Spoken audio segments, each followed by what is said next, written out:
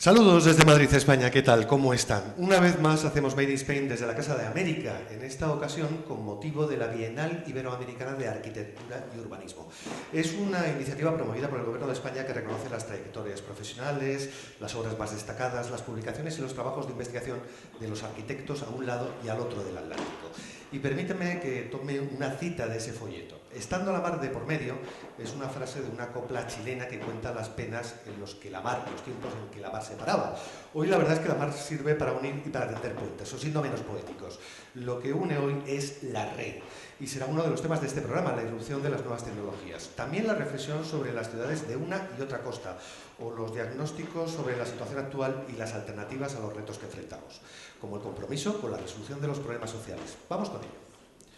Permítame, ante todo, que les presente a nuestros invitados. Arturo Franco, además de arquitecto y profesor, es colega, es periodista, ha sido crítico durante muchos años del diario ABC. Obtuvo el premio a publicaciones periódicas de la 7ª Bienal anterior por la revista de arquitectura del Colegio Profesional de Madrid. Un rasgo clave de esta revista: cuando se hizo cargo de ella, las publicaciones de arquitectura se centraban en lo más superficial, formas, colores, eslóganes, como si fuera un escaparate.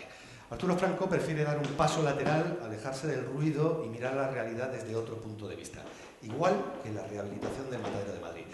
Arturo, bienvenido a Made in Spain. Muchas gracias. La primera pregunta: ¿cómo ha cambiado el papel de España y el de Latinoamérica, arquitectónicamente hablando, en los últimos 10 años, en especial desde el estallido de la crisis? ¿Nos hemos quitado los españoles de encima el complejo de superioridad o no? Yo creo que lo que nos hemos quitado es un velo de encima. No sé si el complejo de superioridad todavía está superado, pero sí que es cierto que de repente hemos empezado a ver mejor, o a ver distinto, ¿no? Y en ese ver distinto hemos descubierto, bueno, pues, lo que está más allá del océano, ¿no? En este caso Iberoamérica, y a muchos de nosotros pues, nos ha sorprendido muy gratamente, y sobre todo nos ha sorprendido que aquello se llevara produciendo durante muchos y muchos años, algo que para nosotros en estos momentos pues está resultando relativamente nuevo. Nuestro siguiente invitado es Manuel Pascual. Tiene uno de los estudios más modernos de España. Su lugar, por cierto, está junto a otros colectivos como Paisaje Transversal o Recetas Urbanas, que digamos que encarnan el rol del arquitecto social. Además, Manuel Pascual es miembro de Inteligencias Colectivas. Es una plataforma seleccionada en la anterior edición de la Bienal por el proyecto Palomino, distinguido con el Premio de Urbanismo. Inteligencias Colectivas, la verdad es que hace honor a su nombre y trata de crear un lugar de encuentro a partir de ejemplos reales de construcción. Manuel, bienvenido. Muchas gracias. Cuando se trabaja en una red no queda más remedio que hibridarse, apostar por el mestizaje, ¿no? Y esto incluye tanto la enseñanza oficial, la ortodoxa, como la que es heterodoxa o de otras fuentes, ¿no? Indígenas o lo que sea. Es más informal. Y esto en arquitectura, esto no es retórica, se plasma, por ejemplo, en la elección de los barrios informales de América Latina, digamos, Bogotá o Lima. Sí, la verdad es que un poco hablando de lo mismo que hablaba Arturo, creo que otra de las cosas que tenemos que hacer es también quitarnos el velo cuando vamos fuera y cuando volvemos a España. Una de las cosas en las que yo creo que vamos a aprender más en los próximos años es a mirar de cerca, sin prejuicios, arquitecturas que han hecho personas y que han hecho hombres como las que podemos encontrar en muchos barrios informales de ciudades latinoamericanas. Por supuesto, con un nivel de precariedad muy alto, pero con un nivel de imaginación y de escala humana que podríamos aprender a la hora de poder pensar las ciudades de aquí. Pero eso también nos ha hecho traer ese velo desprejuiciado de vuelta para que cuando volvemos a España empezar a ver cosas que teníamos aquí y que ni siquiera pensábamos ni mirábamos con esos ojos de atractivo, que creo que también se pueden empezar a recuperar. Y en tercer lugar, último pero no el último, tenemos a Juan Herreros, que es premio de investigación aplicada de la anterior edición de la Bienal por Madrid Centro. Es el responsable de edificios, además, como la nueva estación de Santiago de Compostela. Su estudio, Herreros Arquitectos, trabaja intensamente en América Latina. Y la primera pregunta para ti, Juan, es sobre arquitectura sostenible. Te voy a citar unas palabras que he visto escritas por ti. Construir un mundo nuevo es algo que no se hace a base de repetir mejor lo que ya sabemos, construir lo mismo más ecológico, abundar en un modelo de confort y eficacia obsoleto, sino que se hace a través de replanteamientos radicalmente diferentes de las ecuaciones. Y esto, Juan, ¿cómo se hace? ¿Esto es un brindis al sol? ¿Sigue siendo una utopía? No. Es realmente nuestra responsabilidad. Pertenecemos a un mundo en profundos procesos de transformación somos conscientes de ello y la única forma de afrontar la construcción de ese mundo nuevo es inventando también los instrumentos con los que construirlo. No podemos seguir repitiendo las mismas cosas. Latinoamérica fue un laboratorio extraordinario de arquitectura para el movimiento moderno, fue donde realmente consiguió construirlo. Y después de unas cuantas décadas, hoy se ofrece de nuevo como un territorio en el que ensayar ciertas novedades de todo tipo. Y yo creo que tenemos que aprovecharlo, ¿no? Y entre todos imaginar que hay un mundo mejor posible. Bueno, pues ya están presentados los invitados. Vamos a intentar que debatan entre ellos. La primera pregunta que les planteo es, decía el maestro japonés Tadao Ando que la arquitectura es algo sagrado, o al menos debería serlo, pero la realidad es que también es un negocio, ¿no? Y la cuestión es si pueden convivir estos dos enfoques, ¿no? Y sobre todo en el contexto de la pregunta que le hacía a Arturo. ¿Es posible hacer arquitectura con principios éticos y con presupuestos modestos? ¿Esto es lo que podemos aprender los españoles de los latinoamericanos? Bueno, no sé si de todos, pero de algunos sí, desde luego, ¿no? Desde luego no es un objetivo desde mi punto de vista, es una necesidad absoluta construir o trabajar desde un punto de vista ético, no tanto a través de condicionantes o morales, ¿no? De muchos tipos que nos han sobrevolado a lo largo de muchos años o de muchos siglos, ¿no? Sobre todo el mundo occidental. Pero yo quiero recurrir a la frase que has pronunciado al introducir esta parte. La arquitectura es algo sagrado o la arquitectura es negocio. Yo creo que ninguna de las dos cosas, ¿no?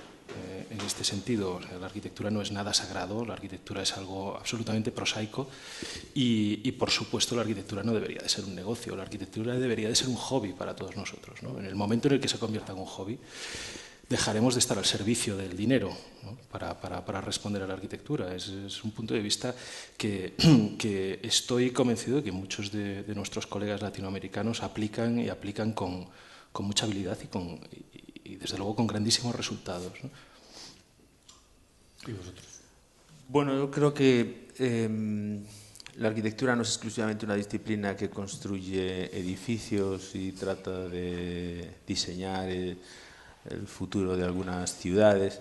Realmente la arquitectura es una disciplina que tiene que atender y codificar un montón de información que está flotando, que está suelta y que los arquitectos tienen que recoger, interpretar, elegir y redescribir con ellas el mundo que habitamos. Es un mundo, yo creo que en un porcentaje elevadísimo, compuesto de una materia tremendamente banal y no precisamente muy de alta calidad, ¿no? Pero hay una responsabilidad extrema de tratar de obtener de esa materia un cierto sustrato poético y en ese sentido es con lo que trabajamos. A mí no me gusta mucho esta reivindicación de lo ético en estos tiempos porque eso es lo que los abogados llaman un acto propio, ¿no? Sería como reconocer que no hemos sido éticos, es algo ridículo, ¿no? La arquitectura que se ha definido como tal ha sido siempre una práctica ética como la medicina, como el derecho y como la ingeniería, ¿no? Y lo que ocurre es que es la necesidad que hoy en día tenemos de redefinir ese concepto de lo ético y redireccionar un poco sus objetivos, ¿no? Y en este caso serían la construcción de unas ciudades que sean más conscientes de que se han convertido en organismos de cierto modo desbordados y no siempre fácilmente habitables, ¿no? Curioso lo que dice, ¿no, Manuel? Porque hasta donde yo sé, vuestra profesión no tiene ni juramento hipocrático ni código deontológico. No, y además la hace mucha gente que ni siquiera la ha estudiado como carrera en el largo del mundo. La cantidad de edificios construidos en el mundo es mucho más grande por gente que no ha estudiado arquitectura que por gente que la ha estudiado. Yo, en relación a la pregunta que hacías antes, la verdad es que siempre me ha dado mucho miedo definir las cosas. Creo que la forma en la que mejor o mejor me siento yo escuchando una definición es hacer una definición ampliada. Tadao Ando dice que la arquitectura es sagrada, pues será sagrada y sería ridículo negar que la arquitectura es un negocio.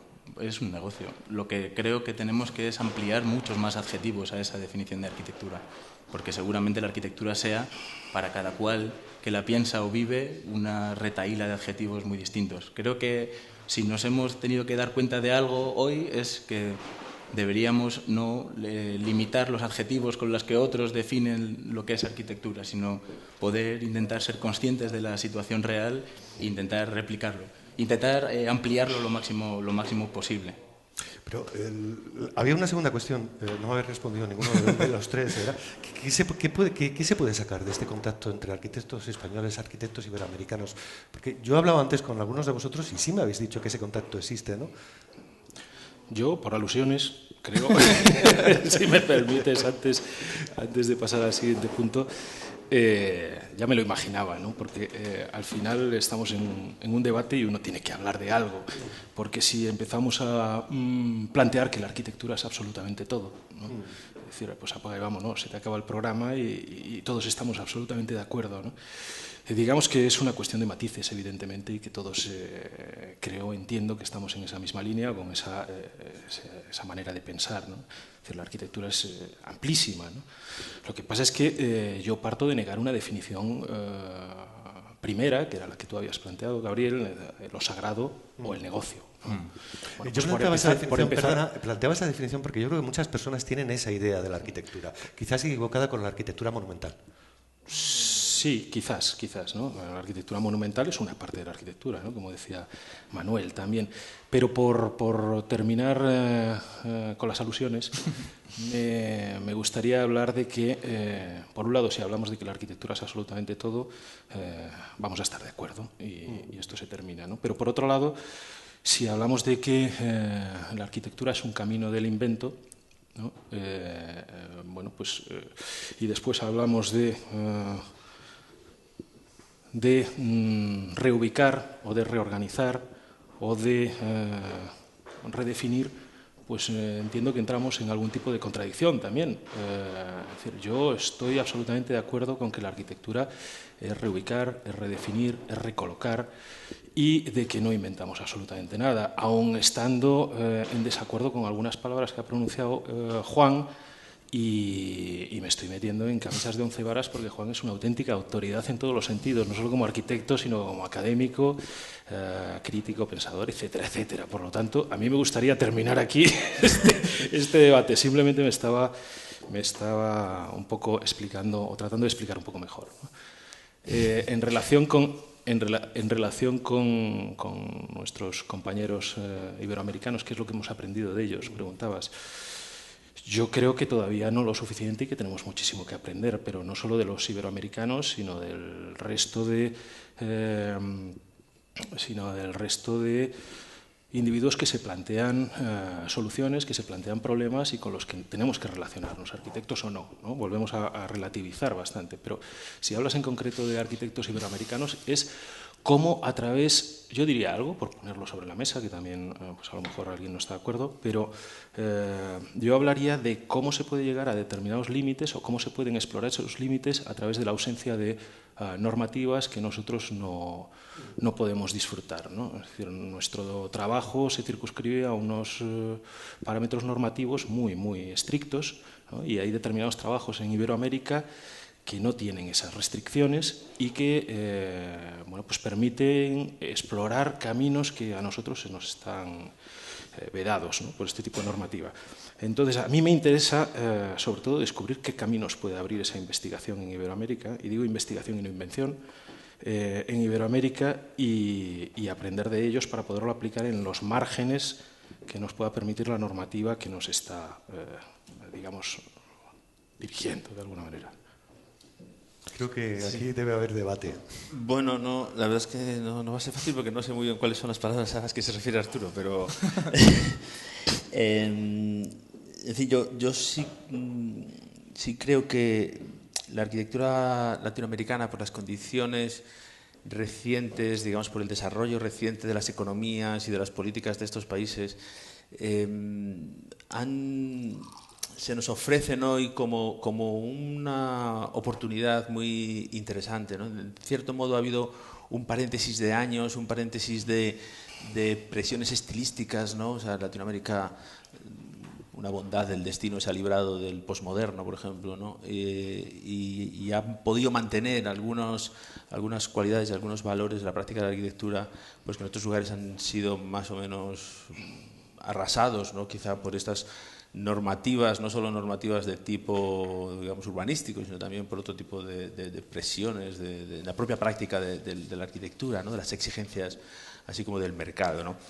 En ese sentido, yo creo que la arquitectura latinoamericana, y lo vemos en la exposición que estamos ahora mismo habitando aquí, tiene todavía un territorio para una cierta radicalidad, para una cierta simplicidad en el sentido verdadero de la palabra, o sea, para ser un poco más conceptual y para establecer a lo mejor ciertos compromisos, pues, con cuestiones de materialidad o de sensibilidad social que la hacen realmente valiosa, ¿no? Realmente la decisión, en nuestro caso, de trabajar en Latinoamérica y de hacerlo siempre con arquitectos latinoamericanos, que es como nosotros establecemos nuestros proyectos allí, nos ha permitido establecer un diálogo que yo creo que es muy fructífero, porque también, en cierto modo, eso se echa de menos en otros lugares donde la competencia es tan feroz y el espacio a repartirse es tan escaso, ¿no?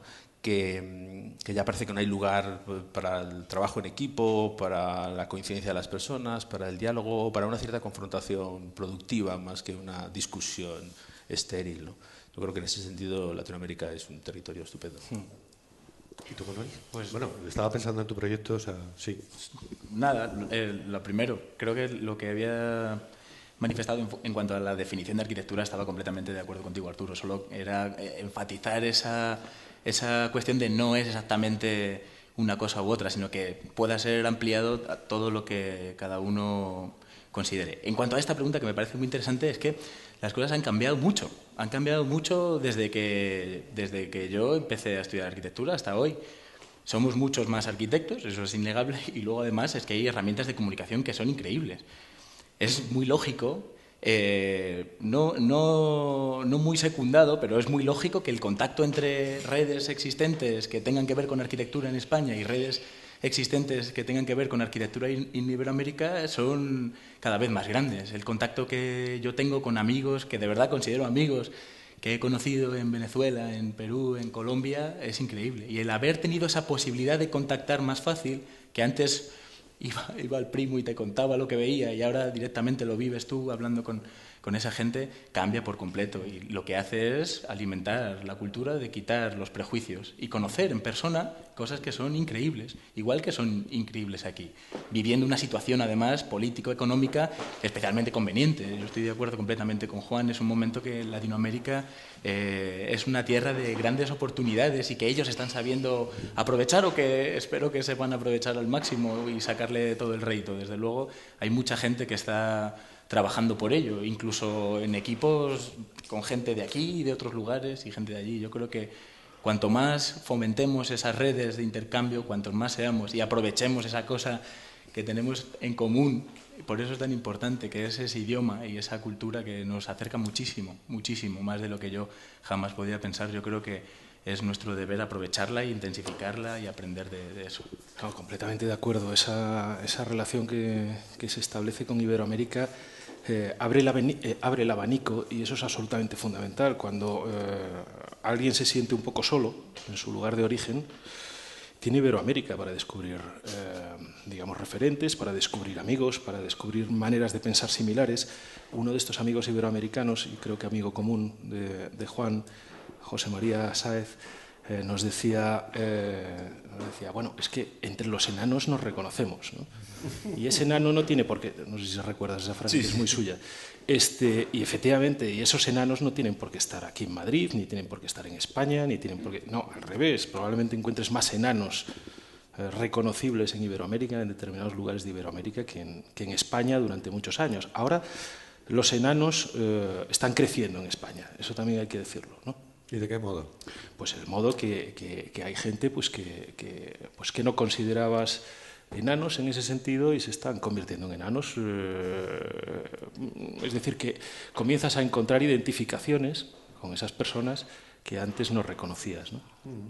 Tenemos, creo que me avisan los compañeros técnicos que tenemos a través del teléfono a Juan Felipe Mesa, de Plan B Arquitectos. ¿Es así, Juan Felipe? Buenas tardes.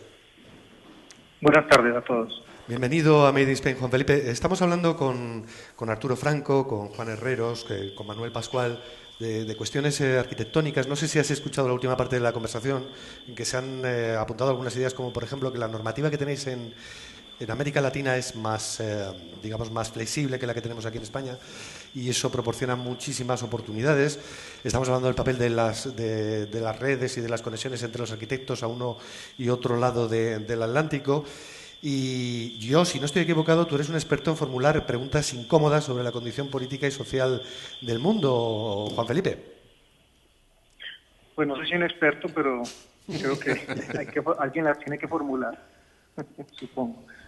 No alcancé a oír mucho, pero pues estaba como al tanto de los temas. Y sí, yo creo que es una suerte que aún las regulaciones en algunos países de Latinoamérica quedan un poco más laxas, pero siento que todo este contacto que es tan interesante con Europa y con Norteamérica, pues también trae una cantidad de imposiciones. Por ejemplo, todos los tratados de libre comercio obligan a que muchas regulaciones se empiecen a dar aquí también, y yo creo que va a ser una lástima completa, porque, digamos, la manera de hacer arquitectura aquí es mucho más libre y mucho más abierta que la que tienen ustedes, o por ejemplo en Francia, que ya es absurdo. ¿Tenéis algo que decir? Por alusiones.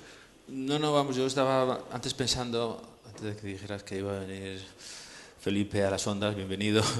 Digo, bueno, si Juan Felipe, te habla Juan Herreros. Si esta conversación la oyeran nuestros colegas latinoamericanos, seguro que dirían, oye, este lugar maravilloso que describís y tal, esto también está sometido a todo tipo de presiones y de tensiones y a una mercantilización, en fin, absurda de la profesión, y sobre todo a esa presión, en este caso, pues de la cultura de Estados Unidos, de los seguros y de la seguridad de todos colores y tal. Y por lo tanto, bueno, pues habría casi que dar un pequeño paso atrás, pero afortunadamente Felipe Mesa lo ha reconocido también, que que ese relajo normativo existe, y aunque posiblemente esté terminando, todavía quedan grandes cosas por hacer. Yo creo que en este sentido, puesto que todas las relaciones tienen un intercambio, y nosotros ahí estamos hablando de todo lo bueno que obtenemos y de lo cómodos que nos sentimos como arquitectos trabajando en esos contextos, también me parece que tenemos una cierta experiencia, la experiencia de nuestras propias derrotas en nuestro país, ¿no? De lo que hemos visto que ha pasado con el turismo, de cómo nos hemos machacado la costa, o cómo hemos envilecido las periferias de nuestras ciudades de una forma tremenda. Y en ese sentido yo creo que hay un diálogo interesante, importante, sobre qué cosas realmente podrían no hacerse y qué tipo de reflexiones son necesarias, aprovechando precisamente ese caldo de cultivo tan intelectualmente ambicioso y ese caldo de cultivo también generado por las escuelas de arquitectura latinoamericanas, que es tan extraordinario, ¿no? Juan Felipe, además yo creo que tú eres un experto en contratos públicos. ¿Cómo ves la relación entre la arquitectura y el poder en Latinoamérica?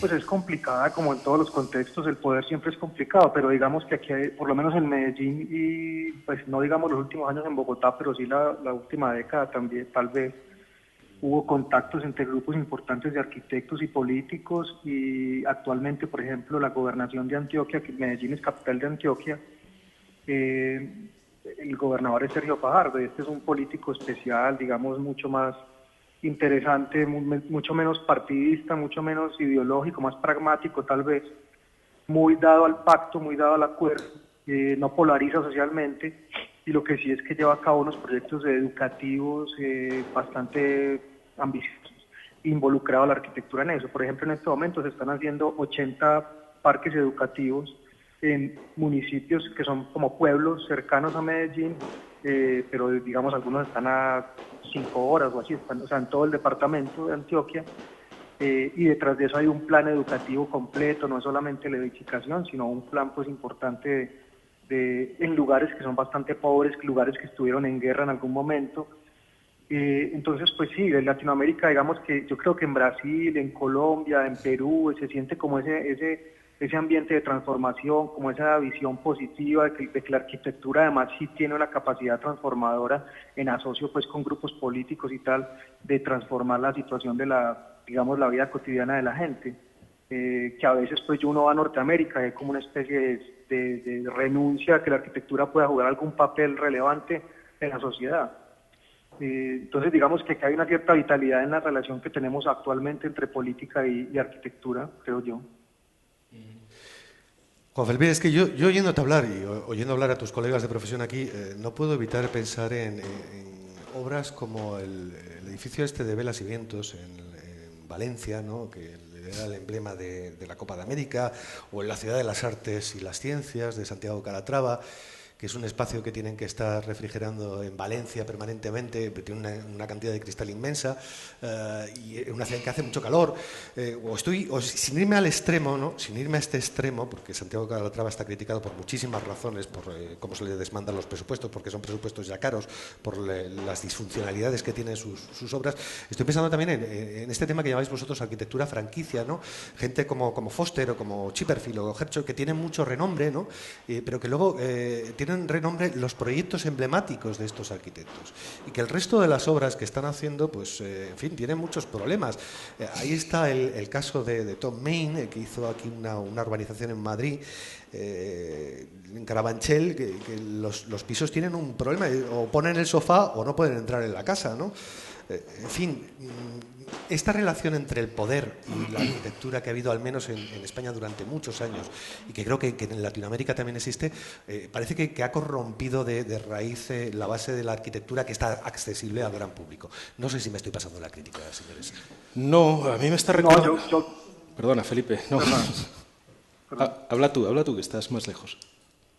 Bueno, no, yo pensaba que, o sea, estoy muy de acuerdo con lo que dices, pero pues también, por ejemplo, acabo de leer una entrevista en la revista El Croquis de Glenn Murcutt, en la que decía que él intentaba no hacer proyectos en los que no pudiera visitar pues cerca y que pudiera hacer encargos casi que en Australia. Yo creo que la arquitectura sigue siendo una artesanía, sigue siendo algo que se hace con las manos hasta cierto punto, y que el control de una buena arquitectura implica eso, pues, aunque nos duela. O sea, ¿qué tanto se puede viajar en avión? ¿Qué tanto se puede hacer equipos en otras ciudades? ¿Qué tanto se puede responder a esa arquitectura que uno ya no puede ni estar cerca? Yo no estoy muy a favor como de esas franquicias y de esas repeticiones, aunque en algunos casos es afortunada, ¿cierto? Seguramente habrá que ir caso por caso. Además estás hablando, pues si hablamos de esos arquitectos así es superestrellas, pues hay algunos que verdaderamente son muy buenos, y habrá otros que tengan proyectos muy malos también en algunos casos. A mí lo que me parece es que a mí cuando estudié en Barcelona me parecía que había por allá en los 98, así, que había como una buena escuela del saber hacer de la ciudad, y luego en Madrid, pues en los últimos años hubo también una gran cantidad de gente que sabe hacer arquitectura y que era de allí. Ahora, que la pudiera hacer en otras partes en algunos casos me parecía bien. Yo creo que aquí en Colombia lo que ha pasado es que por mucho tiempo no hubo trabajo, la gente fue estudiando, y digamos en este momento hay gran cantidad de arquitectos. Por supuesto, la fuerza del mercado y tal va a obligar a que mucha gente vaya a venir acá o a hacer equipos, que tampoco necesariamente es malo, pero es muy importante mantener una cierta localía que permita un cierto grado de calidad en arquitectura, y sobre todo cuando en estas economías los presupuestos son muy distintos a los que han tenido ustedes en Europa. Es que los presupuestos nuestros, aquí lo normal es la restricción, aunque sea un proyecto para un escenario deportivo, aunque sea un proyecto para un teatro, para cualquier proyecto público importante, ha sido siempre con presupuestos restringidos, con dificultades, y eso finalmente no está mal. Yo creo que eso a la arquitectura en gran parte le conviene. Porque te obliga a jugar con lo mínimo y con lo mínimo en cierta diversidad, y eso para los arquitectos es siempre, yo creo, que una buena actuación. Juan Felipe Mesa, muchísimas gracias por participar en el programa, ha sido un placer tenerte con nosotros. Vale, un saludo a las demás personas que están participando. Un saludo, amigo. Bien, me llama la atención lo del presupuesto. Bueno, yo, en fin, voy a defender un poco a los arquitectos, ya que nadie lo hace en este país. Realmente la arquitectura es una actividad muy compleja. No es una cosa simple. Y en el proceso de la realización de cualquier pieza En la ciudad, desde las más pequeñas hasta las más complejas, intervienen muchas personas y todas tienen una responsabilidad clara. Eso quiere decir que para hacer un edificio público de una cierta importancia hay que saber elegir el arquitecto, hay que saber ser cliente, hay que saber ser arquitecto de ese cliente y hay que saber luego cuidar las cosas que los arquitectos hacen. Por supuesto que en cada uno de esos pasos podemos hacer críticas y por supuesto que cuando a un edificio le salen goteras rápidamente tenemos como un cuerpo del delito tan evidente que pues, nos cebamos con una facilidad extraordinaria sin pararnos a pensar en otras cuestiones, ¿no? Yo creo que hasta que no entendamos la tremenda complejidad que acompaña a la producción de la arquitectura, la construcción de la ciudad, que es hoy por hoy la única utopía que el hombre ha sido capaz de construir, nos quedaremos en todas estas anécdotas de si los edificios tienen goteras o si no. Calatrava aparte, por favor, de todo, ¿no? Pero porque creo que es más profundo. Yo creo que lo que hemos visto en los comentarios que ha hecho Felipe es algo que todos añoramos, ¿no? Que es una confianza de la sociedad en la arquitectura, no en los arquitectos, en la arquitectura. Es decir, lo que ocurre en Latinoamérica es que todavía la gente piensa que la arquitectura es algo más que necesario, es realmente lo que puede llegar a dar forma a algo que las personas son incapaces de imaginar. Es decir, los arquitectos son personas que tienen una formación muy especial y muy avanzada. En España tenemos unas escuelas de arquitectura alucinantes, ¿no? Y lo que los arquitectos piensan no se le ocurre a una persona de la calle, pero ni loca. O sea, es algo realmente especial. Otra cosa es que el arquitecto tenga que tener luego medios para explicarlo, para transmitirlo, para hacerlo de una forma sencilla y para que no tenga goteras, ¿no? Pero yo creo que hasta que no entendamos este hecho, pues no podremos entender que realmente la responsabilidad de la arquitectura, o para lo que la arquitectura ha sido inventada, es para contribuir de una forma fehaciente a la construcción de la sociedad civil. Y eso es lo que quiere hacer. Otra cosa es que el medio, los dominicales de la prensa y todas estas cosas conviertan a los arquitectos en estrellas y solo quieran que hagan edificios uno a uno y luego cebarse con ellos, ¿no? En fin, yo creo que ese es un tema importantísimo y yo creo que, pues estamos aquí hablando de Latinoamérica, eso es, digamos, alguna de las cosas que quizás también podemos exportar y ir a otros lugares a intentarlo de nuevo, quizá, ¿no? Me parece que una de las cosas que has dicho es hiperreseñable, ¿no? La complejidad de la arquitectura, como este contexto en el que de repente ya no o es igual de importante el arquitecto contratado para hacer un polideportivo que el gestor político que va a meter un equipo que diseñe una gestión polideportiva de ese espacio, pero también del equipo de mantenimiento, que muchas veces es el que puede evitar que haya goteras, incluso puede sacar más rendimiento que el que había pensado ese arquitecto, ¿no? Incluso el permitir a los usuarios o al público protagonista de ese espacio tener herramientas suficientes para apropiarse del espacio y utilizarlo para que no se quede vacío como tantas obras de arquitectos denostados en este país. Yo también quiero lanzar esa lanza en favor de los arquitectos, pero sobre todo en favor de esta visión de la arquitectura tan compleja. Lo que me pregunto es cosas como, entonces, si hacer un edificio requiere un arquitecto buenísimo, ¿no? O hacer un buen edificio requiere un arquitecto buenísimo, pero requiere una administración buenísima que lo gestione, me da igual si es pública o privada, requiere de un equipo de mantenimiento acojonante que lo permita utilizar, requiere de unos usuarios capacitados para utilizarlo. ¿Por qué todavía en las bienales de arquitectura solo se premia al arquitecto del edificio? Ese edificio que ha hecho Felipe Mesa de los polideportivos de Medellín será bueno o no y no solo dependerá del arquitecto que lo sea. Tengo una sensación de que el gran problema es que queremos los arquitectos explicar lo que sí que comprendemos o sabemos, que es que se requiere una complejidad gigante, pero no queremos soltar, de vez en cuando nos cuesta soltar el mérito compartido de que funcionen nuestros proyectos de arquitectura. No en todos los casos, por supuesto. Bueno, yo estaba muy contento porque al ver a los que nos habían invitado aquí, dije, hombre, pues han invitado a 3 premiados en la Bienal que no han hecho edificios exactamente al uso, ¿no? Aunque estamos aquí rodeados de fotos de edificios, ¿no? Entonces alguien que publica, que es un arquitecto extraordinario, pero que contribuye a la construcción de una cultura colectiva a través de sus esfuerzos editoriales, un grupo de personas que se inventan las estrategias de sus propios proyectos y que, bueno, supongo que mientras los hacen tienen que rezar para que al final caigan en manos de alguien que los dirija con inteligencia y creatividad, ¿no? O yo en este caso, que bueno, siendo un arquitecto, digamos, al uso, que hace sus proyectos, sin embargo, pues estoy aquí por haber redactado un plan estratégico para el futuro del centro de Madrid, ¿no?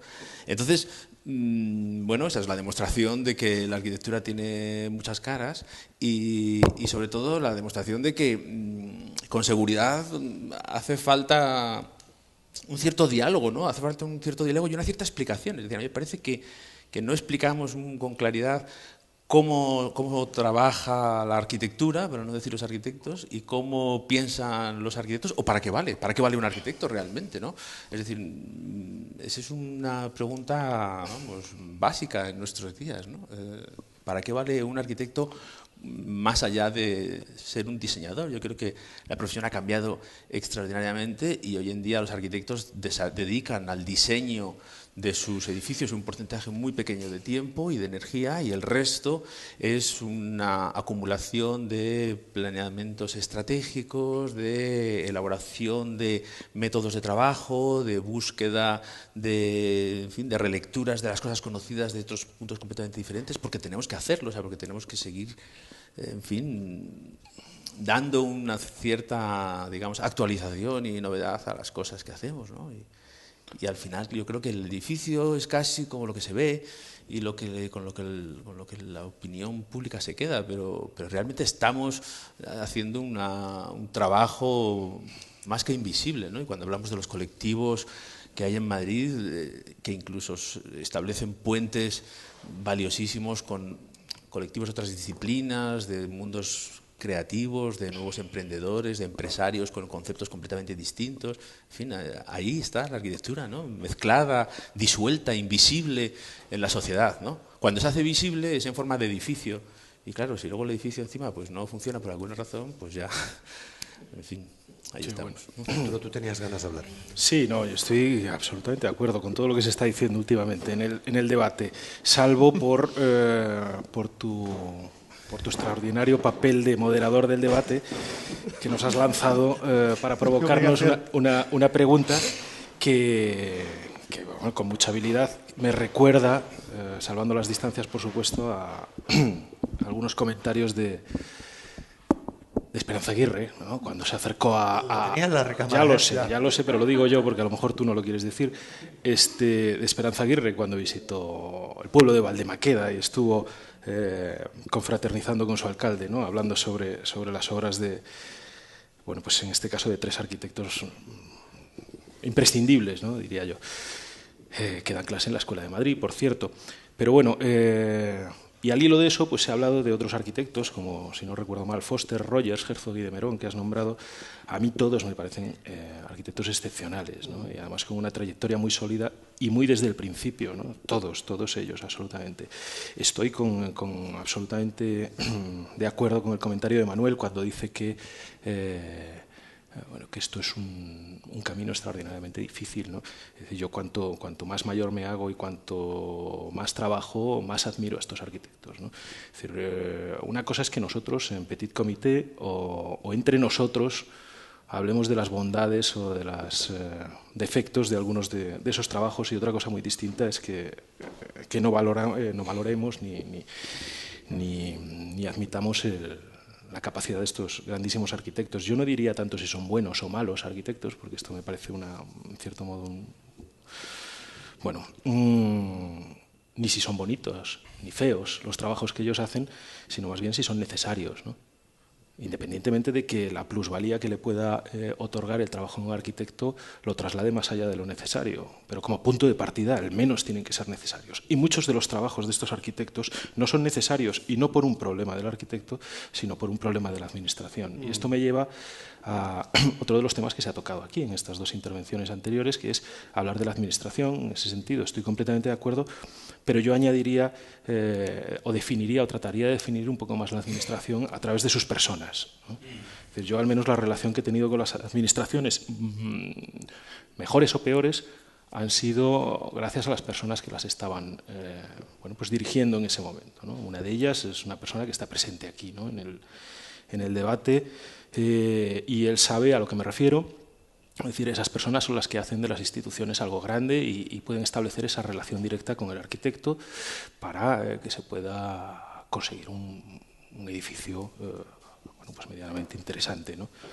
Que es lo mínimo que se le exige a un trabajo colectivo de este tipo. Por alusiones, Arturo. Es cierto, y va a replicar. Yo, vamos a ver, soy periodista y además económico y no me sentiría tan molesto con todo esto porque la crisis nos ha afectado a las tres profesiones, arquitectos, economistas y periodistas, ¿no? con especial intensidad, ¿no? Pero te cuento más cosas. Cuando hablabais de la Bienal, ¿no? Hablaba Manuel Pascual de la Bienal y pensaba en el premio de la Bienal de Venecia, la Torre David de Caracas, que es un edificio, un rascacielos de 45 plantas que lleva en obras abandonado desde hace décadas y que se ha convertido en una especie de favela en vertical. Está completamente abandonado. Pensaba también en lo que decía Eduardo Souto de Mora cuando iba a hacer un edificio en Barcelona. Le preguntaron, ¿pero usted nos va a hacer un edificio o una fachada? Y pensaba también en la rehabilitación de Madrid Centro, o pensaba también en el proyecto Palomino que ha hecho Manuel Pascual, o pensaba en lo que estaba diciendo Juan. O sea, esto es mucho más amplio, por supuesto, y no se pueden establecer juicios, ni hemos venido aquí a hacer juicios, ¿no? Pero están las dos partes, la buena y la mala. Y lo que decía Esperanza Aguirre, esto de que la obra de los arquitectos, el problema es que sobrevive a la vida del arquitecto, sus pecados sobreviven al arquitecto y luego los tenemos que sufrir todos.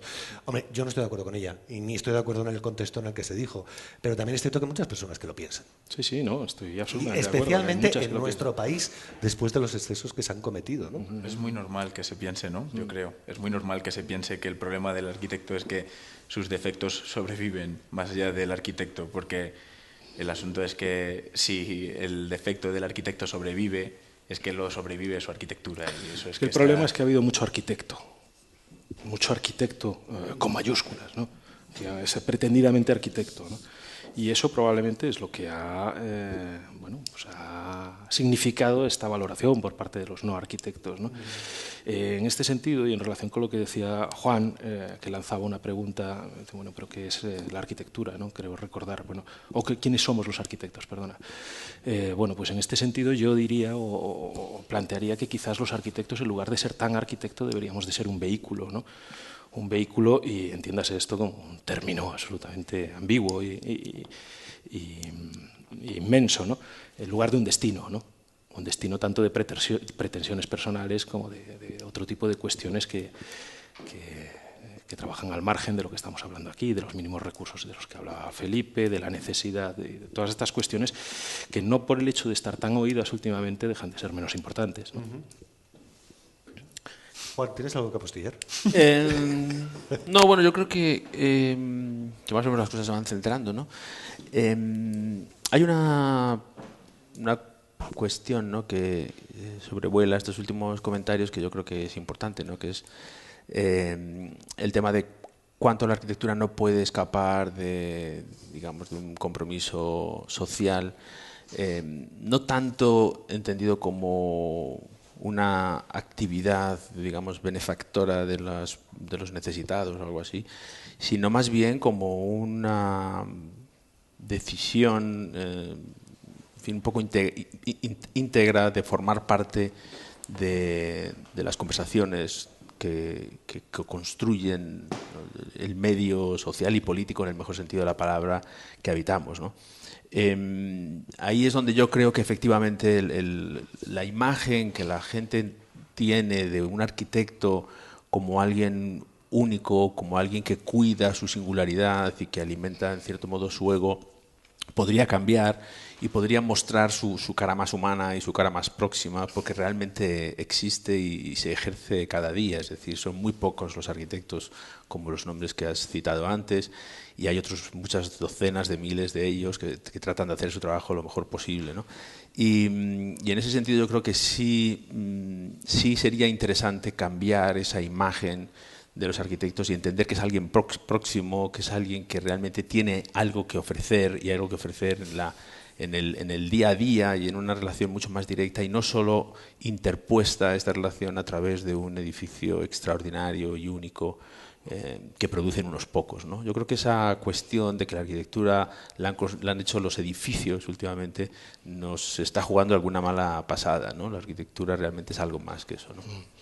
Sí, yo quería decir también, no sé cómo vamos de tiempo, pero sí que creo que tenemos que reconocer también una parte de culpa en todo esto. Yo creo que el arquitecto, rompo 40.000 lanzas por los arquitectos que han sido profesores míos, por sus mayores, por la gente joven que viene y lo preparado que está, y que además rompo una lanza porque en la situación en la que estoy me doy cuenta de lo necesario que es el arquitecto en la sociedad hoy, y de verdad lo creo, pero creo también que no es malo reconocer los errores que hemos cometido, y muchos errores de esos son muy fácilmente solucionables, incluso en los detalles más nimios y tontos, detalles como eso que te decía es que los créditos de una película son cientos de millones de líneas que nadie se queda a ver al final, y los créditos de arquitectura, supongo que porque no hay sitio en las revistas, ¿no? Pero ya está Internet para poder ponerlos, ¿no? Los créditos de la obra de la cual soy totalmente admirador, de Arturo del Matadero, son unos créditos gigantes, entre los que está esa persona que está hoy en la sala también, ¿no? Y empezar a reconocer que cuando las cosas nos van bien, en esa etapa de bonanza donde es más difícil que estemos todos de acuerdo, ¿no? Romper la lanza por seguir pensando que la arquitectura la hacen muchas profesiones distintas y que la hacen además en un proceso continuo. Y creo que intentar reinventar los detalles tontos, que son al final con los que podemos transmitirnos a la sociedad con la que trabajamos, con los que podemos transmitirnos a los restos de profesionales con los que trabajamos día a día, poder cambiarnos para convivir con ellos de otra manera, creo que es algo muy importante. Cuidar esos detalles tan tontos creo que es algo muy importante, y ponernos al nivel de lo que esos otros profesionales, al nivel al que nos han de poner ese tipo de profesionales, creo que es importante. Bueno, pues nos quedan apenas unos minutos. Manuel, yo voy a aprovechar para haceros una última pregunta. ¿Cómo veis el futuro de la arquitectura, especialmente para nuestros jóvenes arquitectos? Bueno, yo creo que ser estudiante de arquitectura hoy es una cosa estupenda, porque cuando terminen tendrán algo diferente con lo que trabajar, y seguramente interesante y realmente útil, ¿no? Yo creo que el futuro de la arquitectura pasa un poco por la disolución de la figura primigenia del arquitecto en esos grandes grupos de trabajo que necesariamente vienen y que ya existen, pero que tendrán que ser cada día más visibles.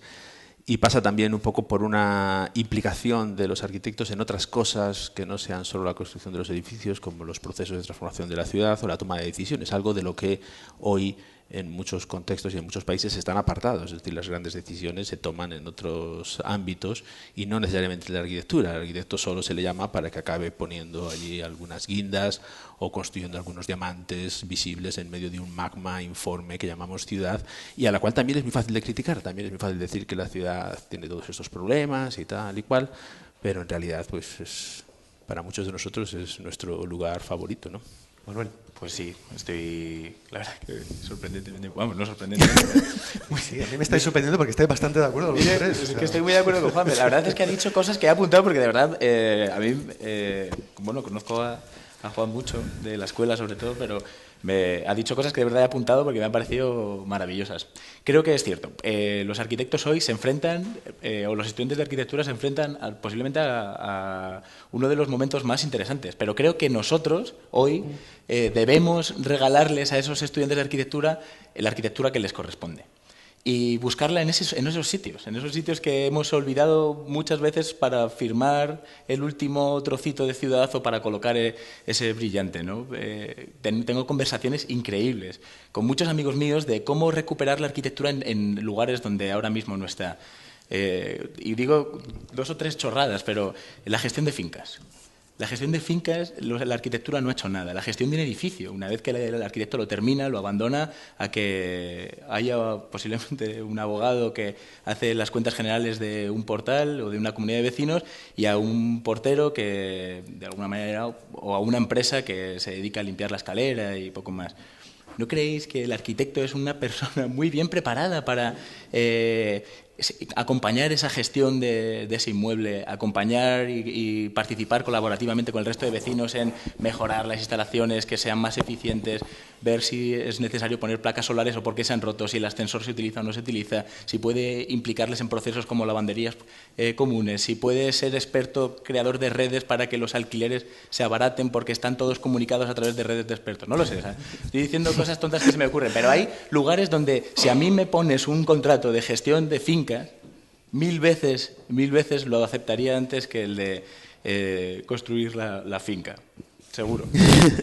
Sí, no, yo, ¿por qué no? Todo eso que estás contando, claro que sí. Además deberíamos apuntarlo porque luego se nos olvida. Y además son grandes ideas y caminos, desde luego.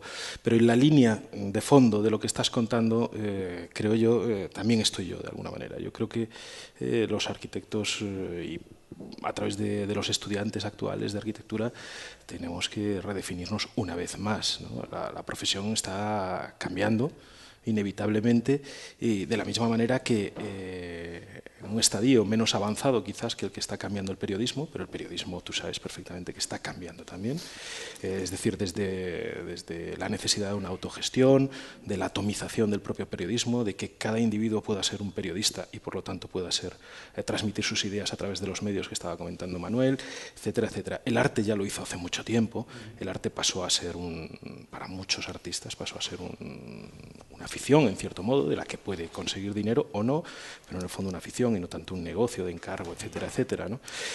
Bueno, pues algo así, al hilo de lo que comentaba al principio de la conversación, entiendo que le debe de suceder a la arquitectura, es decir, que se convierta en una afición, en este camino de la atomización y del alejarse de las grandes empresas, de los grandes estudios de arquitectura, que parece paradójico, ¿no? Porque uno puede entender, oye, es que ahora solo sobrevive una gran empresa de arquitectura. Pues yo creo que debería de ser todo lo contrario. Y estos estudiantes deberían de plantearse el camino en ese sentido, el camino en el que no tienen que esperar al cliente, sino que ellos mismos pueden producir sus opiniones y su trabajo y sus sinergias y sus viajes, ¿no? Y su conocimiento. Nosotros pertenecemos a una formación de arquitectura que estaba basada digamos, en el actuar, ¿no? En el solucionar. Tenemos que solucionar este problema, ¿no? Tenemos que resolver este proyecto, tenemos que intervenir en esta zona. Si os dais cuenta, son todo palabras relacionadas con la acción. Y yo creo que este cambio debería de producirse hacia palabras relacionadas con la espera, ¿no? Con la no acción, es decir, digamos, con el respetar, ¿no? Pues eso, con el esperar. Y este camino me parece infinitamente más complicado, por lo tanto, infinitamente más apasionante, ¿no? Es decir, en el fondo, no es más complicado para Ulises resistir el canto de las sirenas y atarse a ese palo, ¿no? Y evitar el caminar hacia las sirenas que le está resistiendo el no actuar y el no acercarse hacia las sirenas. Pues claro que es mucho más complicado, ¿no? Ese mundo de tentaciones es el que se abre ahora mismo hacia los jóvenes arquitectos y el que deberían de aprender a gestionar, desde mi punto de vista. Sí, bueno. Perdona, es que no se puede acabar el debate. Yo no estoy de acuerdo para nada. Creo que, por supuesto, hay que saber esperar, pero creo que es el momento de la acción. Y se está demostrando en esa vinculación donde arquitectura y poder, que es algo que ocurrirá durante todo el tiempo, hoy se está cambiando la arquitectura, pero se está también cambiando las formas de poder que hay en la ciudad. No, Manuel, y eso se activa... Déjame terminar un segundo. Estamos hablando de lo mismo. Sí, pero y eso se activa a través de procesos de acción. Yo creo que, por supuesto, la espera, el tener paciencia, el no sé qué, es importantísimo. El proceso, los procesos arquitectónicos mucho más largos, estoy de acuerdo 100%. No, pero el estoy mensaje que creo que hay que lanzar al estudiante de arquitectura creo que sigue teniendo que ser de acción absoluta. Claro que sí. Además hay una cuestión, yo creo que fantástica para los tiempos que vienen, y es un porcentaje pequeño de los arquitectos que ahora están en las escuelas de arquitectura tendrán estudios de arquitectura como los hemos conocido históricamente, y dedicarán una cantidad reducida de su tiempo al diseño tradicional. Y por lo tanto habrá muchísimos arquitectos que, siendo arquitectos, pensando como arquitectos y realizándose como arquitectos, estarán en otros mundos, estarán en la política, en la empresa, en la producción, en la invención, en el periodismo. Y eso realmente yo creo que va a ser un cambio radical y va a ser, yo creo que el gran momento de la arquitectura, y sobre todo el gran momento en el que todo el mundo descubrirá eso que decía yo antes, que para qué vale un arquitecto, ¿no? Que mi socio Daniel Bermúdez, en el proyecto que tenemos en Bogotá, siempre cuando ve un caso como ese que contabas tú de la comunidad, dice, esto un arquitecto lo haría fenomenal. Solo por un punto y tratar de aproximarme a Manuel, porque estoy completamente de acuerdo con él, quizás no me he explicado suficientemente bien. Yo creo que deberíamos de aprender a descubrir lo que ya tenemos y aprovecharlo antes de iniciar una nueva construcción con todo el gasto energético que todo esto supone, etcétera, etcétera, etcétera. Es decir, el aprovechamiento de lo que disponemos. Eso no implica inacción, ¿no?, en esos términos. Sí, sí, y va más bien por ahí. Genial. Arturo Franco, Juan Herreros y Manuel Pascual, ha sido un verdadero placer teneros con nosotros, entre otras cosas porque realmente creo que el debate ha sido enriquecedor. Yo por lo menos me he dado cuenta de que los arquitectos nos dais sopas con onda a los periodistas a la hora de hablar, tenéis bastante más cuerda que nosotros. Gracias también a la Casa de América, como no podría ser menos, han sido los anfitriones en este caso una vez más. Gracias al público, gracias también a David Sancho, Luis Montero y Rafael Flórez, que han estado en la realización técnica, que han permitido que este programa se grabe. Un placer. Perdona, ¿puedo decir una cosa más? Tú cierras el programa. Sí, perdona, es que creo que se merece dedicarle por lo menos mi parte del programa a la figura de Osvaldo Román, que ha acompañado mucho tiempo las Bienales de Arquitectura Iberoamericana y que nos ha dejado hace muy poquito tiempo. Bueno, y otro para Clorindo Testa también, que estuve en su estudio hace unos meses. ¿Entienden lo que decía, lo de sopas con onda? Pues eso.